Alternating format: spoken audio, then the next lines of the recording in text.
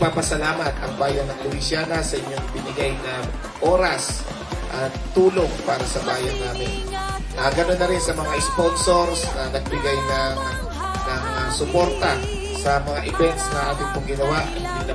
Hindi ko na lang po isa-isa at baka may makaligtaan lang ako. At sa lahat ng mga guests na dumating, marami pong salamat at lahat na nagpakapagod sa ating ginanap na 25th Pandanang Festival.